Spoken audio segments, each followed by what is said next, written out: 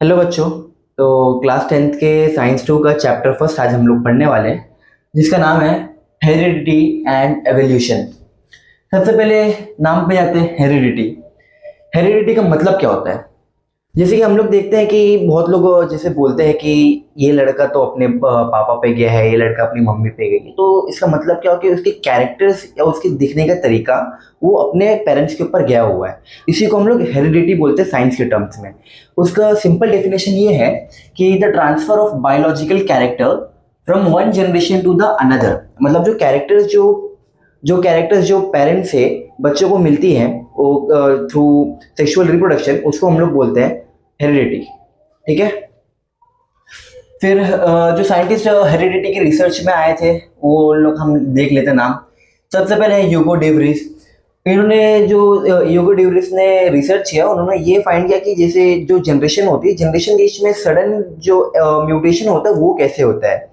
मतलब कुछ कैरेक्टर्स एकदम अचानक से चेंज हो जाते हैं, इसको हम लोग म्यूटेशन बोलते हैं। तो वो ह्यूगो डेवरिस ने फाइंड किया था।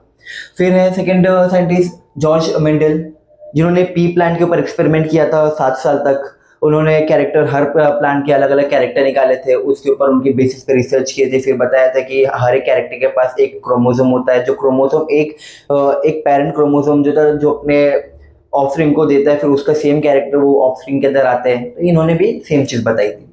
फिर एवरी मैकार्टी एंड मैकलियोड, इन्होंने एक्सप्लेन किया कि जो वायरस होता है, सिर्फ वायरस को छोड़ के जितने भी ऑर्गेनिज्म है, हर ऑर्गेनिज्म के अंदर डीएनए होते हैं, बट वायरस के अंदर नहीं होता है। ये किन्होंने बताया था? एवरी मैकार्टी एंड मैकलियोड ने। ठीक है। अब आते हैं सेंट्रल डॉगमा पे। What is central dogma? ये तो हम लोग को मालूम है कि ह्यूमन सेल के अंदर डीएनए होता है। अब डीएनए के अंदर हर चीज होता है, हर इंफॉर्मेशन होता है, बट वो डायरेक्टली डीएनए मतलब कैरेक्टर डिस्प्ले नहीं कर सकता है। डीएनए के पास इंफॉर्मेशन है बट वो कैरेक्टर शोकेस नहीं कर सकता है। तो ये शोकेस करने के लिए उसके पीछे प्रोसेस होते हैं। वो प्रोसेस को हम लोग सेंट्रल डॉगमा बोलते हैं। तो सबसे पहले डीएनए से आरएनए बनता है और आरएनए से प्रोटीन बनता है। तो ये जो प्रोसेस हुआ, इस प्रोसेस को हम लोग बोलते हैं सेंट्रल डॉगमा। ठीक है। तो जो सेंट्रल डॉगमा जो हुआ, इसके अंदर भी 3 पार्ट होते हैं, जैसे ट्रांसक्रिप्शन। ट्रांसक्रिप्शन मतलब क्या होता है कि डीएनए से आरएनए बनने का प्रोसेस। मतलब transcription the process by which the DNA is converted into RNA with the help of mRNA. मतलब एक डीएनए जो होता है डबल स्ट्रैंडेड होता है। डीएनए जो होता है वो डबल, डीएनए से आरएनए जो बनता है उसको हम लोग क्या बोलते हैं? ट्रांसक्रिप्शन। बट वो प्रोसेस स्टार्ट कैसे होता है? With the help of mRNA. MRNA process को इनिशिएट करता है, उसके बाद वो आरएनए बनता है। ठीक है, ये समझ आया कि transcription is the process by which the DNA is converted into RNA with the help of mRNA. Clear? अब आते हैं यहाँ पे translation, the process in which the tRNA is attached to RNA and form amino acid. अब यहाँ पे तो हो गया कि डीएनए था, डीएनए से ट्रांसक्रिप्शन हुआ, ट्रांसक्रिप्शन से आरएनए बन गया। अब आरएनए के बाद भी तो और स्टेप्स है ना। जैसे यहाँ पे सेंट्रल डॉगमा हम लोग क्या पढ़े कि लास्ट स्टेप अपना क्या आना चाहिए? प्रोटीन। प्रोटीन से सब कुछ बनता है, न्यूक्लिक एसिड जो होता है सब प्रोटीन होता है। तो लास्ट स्टेप क्या आना चाहिए? प्रोटीन। यहाँ तो हम लोग खाली आरएनए बनाए। अब आरएनए के आगे भी कुछ स्टेप्स होंगे, तो वो स्टेप्स क्या है? ट्रांसलेशन। ट्रांसलेशन में क्या होता है कि एक टीआरएनए होता है।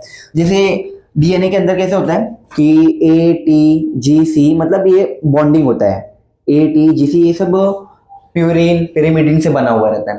तो अब ATGC के अंदर यहाँ पे हम लोग जो सिंगल स्टैंड बना, सिंगल स्टैंड में क्या होता है कि यहाँ पे जो थाइमिन होता है, thymine is replaced by uracil. तो यहाँ पे क्या रहेगा? AUCGCU ऐसे कुछ भी रह सकता है। ठीक है। तो ये mRNA था। बट यहाँ पे जो ट्रांसलेशन में जो tRNA होता है, ट्रांसफर आरएनए जो होता है, उसके एंटीकोडन, जब जैसे A है तो A से क्या बाइंड करेगा? U बाइंड करेगा आरएनए के केस में। तो एंटीकोडन जो रहेगा ना वो U रहेगा। फिर U है यहाँ पे, तो U का एंटीकोडन क्या रहेगा? A रहेगा। C का एंटीकोडन क्या होता है? G हो सकता है। तो ये जो टीआरएनए होता है, टीआरएनए के पास क्या होता है? एंटीकोडन होता है जो एक दूसरे से बाइंड करता है। ठीक है।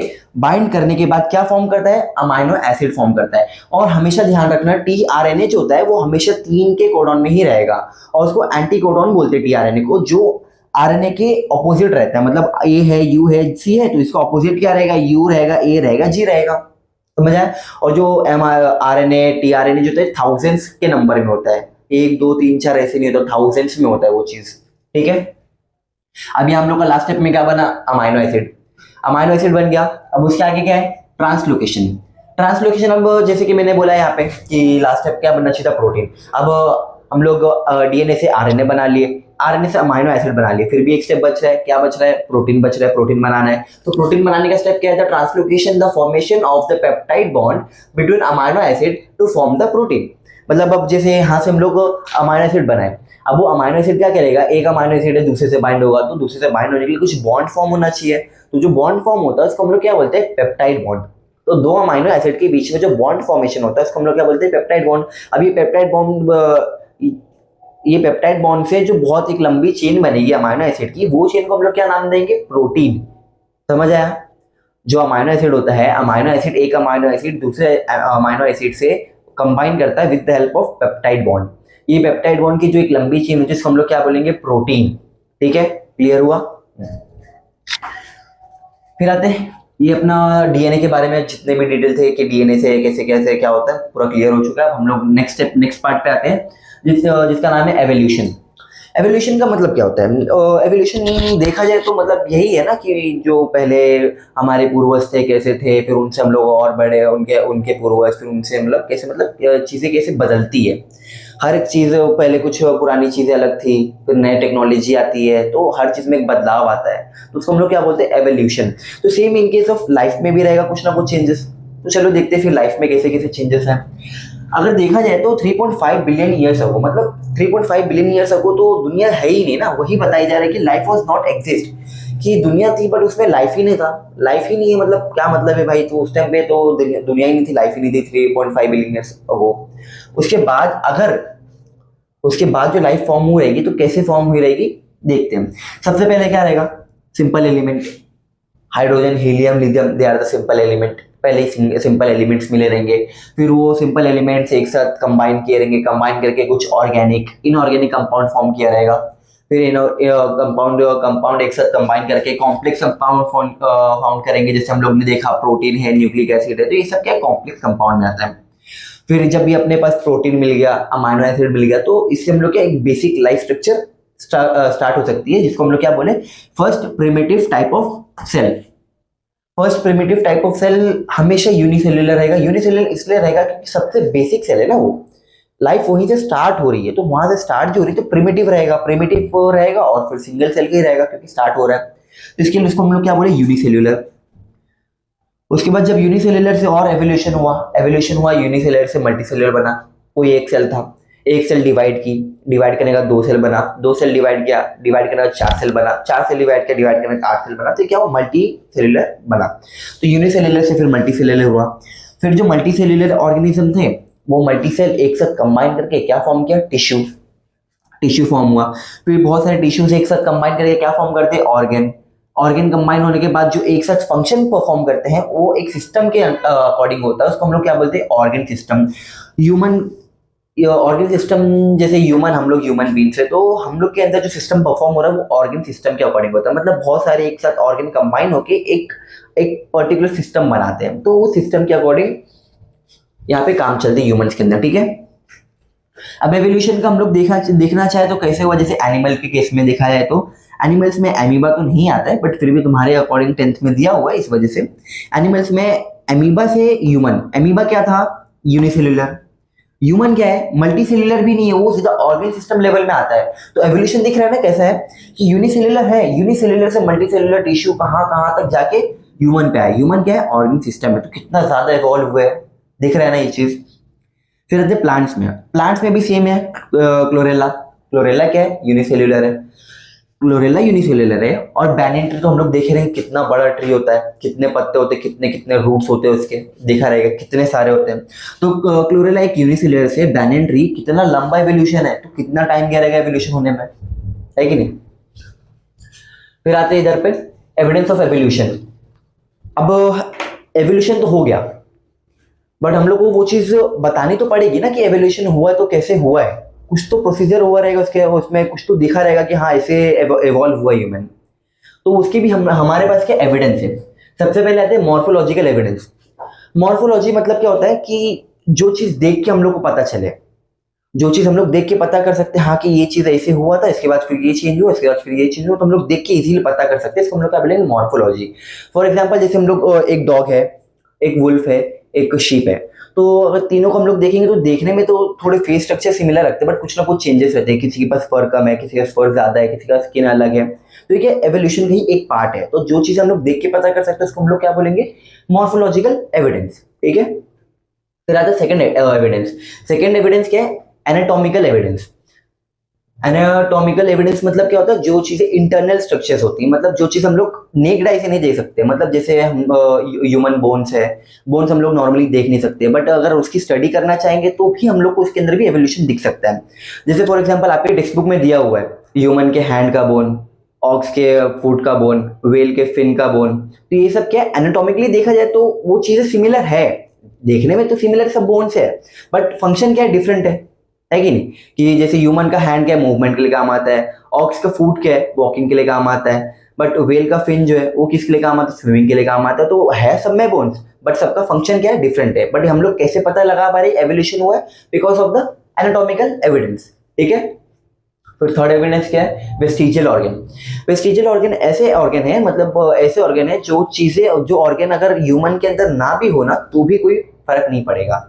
बट ये ऑर्गन डेवलप कब हुए, जब प्रिमिटिव लाइफ थी, ह्यूमंस हम लोग जैसे थे, हम लोग के पूर्वज के पास वो शायद उस ऑर्गन की जरूरत पड़ी रहेगी, इस वजह से वो ऑर्गन डेवलप हुआ था। बट एवोल्यूशन होते होते अब वो ऑर्गन की हम लोग को जरूरत नहीं है, इस वजह से उसको हम लोग क्या बोलते हैं, वेस्टिजियल ऑर्गन। जैसे ह्यूमन के अंदर विजडम टीथ होता है, विजडम टीथ का कोई यूज नहीं है। एक अपेंडिक्स होता है, बट क्या प्रॉब्लम, क्या हो सकता है कि अपेंडिक्स पहले यूज होता होगा, इस वजह से हमारे इसमें वो डेवलप हुआ रहेगा। जैसे ह्यूमन के अंदर टेल बोन है, टेल बोन पहले ह्यूमन एंसेस्टर जो थे वो उनके अकॉर्डिंग वहां पे टेल था, इस वजह से अभी टेल बोन है हमारे पास। बट जो वेस्टिजियल ऑर्गन के अंदर आता है, तो ये भी हम लोग को दिखाता है कि हाँ एवोल्यूशन हुआ है। ठीक है, फिर क्या आता है, palaeontological evidence. Palaeontological evidence, for example सबको पता है कि डायनासोर थे, और डायनासोर थे तो पता कैसे चले कि डायनासोर है, मतलब वो उस टाइम पे थे, वो कैसे पता चला।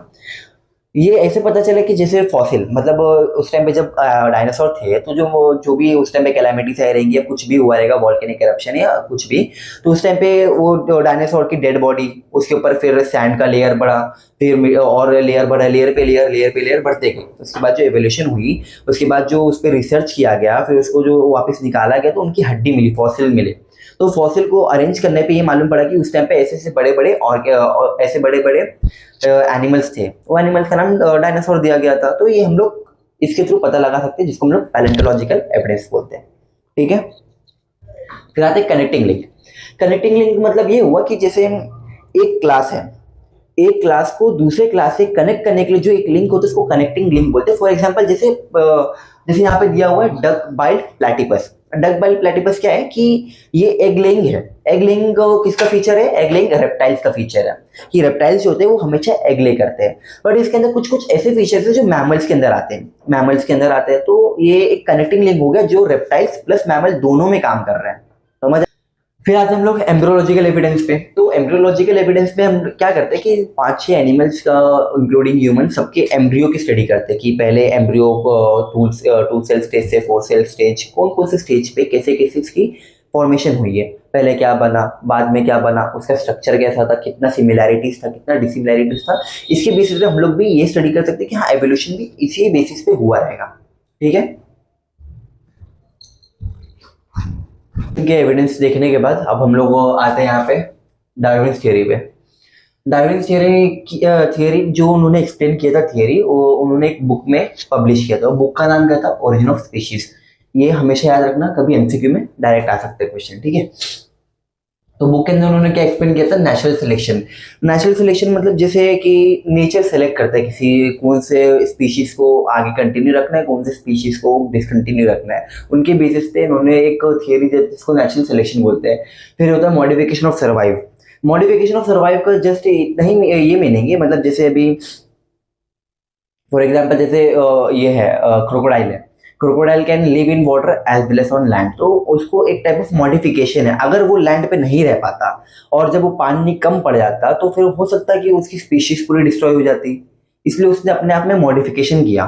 तो वो मॉडिफिकेशन क्या था कि वो मॉडिफिकेशन ऐसा था कि अगर पानी कम रहेगा तो भी क्रोकोडाइल जिंदा रहेगा, और अगर पानी ज्यादा रहेगा तो भी क्रोकोडाइल जिंदा रह सकता है। तो ये क्या टाइप ऑफ मॉडिफिकेशन है। ठीक है, sustain and selected organism survive and reproduce. अभी मॉडिफिकेशन में जो ऑर्गेनिज्म मॉडिफाई कर पाते अपने आप को, ये मॉडिफिकेशन में जो ऑर्गेनिज्म अपने आप को मॉडिफाई कर पाते हैं वही आगे कंटिन्यू कर पाएंगे, वही ऑर्गेनिज्म आगे कंटिन्यू करके प्रोड्यूस करेंगे और अपने यंग वंस अपने जनरेशन आगे कंटिन्यू कर पाएंगे। ठीक है, तो modification is necessary for the evolution, ये उन्होंने एक्सप्लेन किया था। और उसमें फिर ऑब्जेक्शन, मतलब सब तो एक्सप्लेन कर दिया बट बीच में कुछ ना कुछ तो ऑब्जेक्शन होगा, कुछ ना कुछ तो गड़बड़ होगा। तो गड़बड़ क्या था? सबसे पहला, natural selection is not the only reason. हमेशा नेचर ही सिलेक्ट नहीं करते, कुछ और भी रीजन हो सकता है। प्रीडेटर्स भी हो सकते हैं, किसी एनिमल्स को कोई दूसरा एनिमल खा लिया, ये हो सकता है। या फिर जैसे ह्यूमन को कुछ कुछ एनिमल्स को हंट करते हैं स्किन के लिए, किसी और चीज के लिए, तो उससे भी तो डिस्ट्रॉय हो रहा है ना, तो वो नेचर थोड़ी सेलेक्ट कर रहा है, वो तो एक्सटर्नल चीजों की वजह से हो रहा है ना। तो ये ऑब्जेक्शन था जो मतलब उसके अगेंस्ट था, वो जो डार्विन थ्योरी ने दिया था। फिर क्या है, did not mention about the useful and useless modification. कुछ कुछ ऐसे ऑर्गन्स भी थे, जैसे कि वेस्टिजियल ऑर्गन के बारे में बताया, तो कुछ कुछ ऐसे वेस्टिजियल ऑर्गन्स थे ना जो यूज के नहीं थे, कुछ ऐसे ऑर्गन्स भी थे जो यूज के थे बट वो उन्होंने मेंशन नहीं कर पाए उस टाइम में। फिर तीसरा क्या, no explanation about slow changes.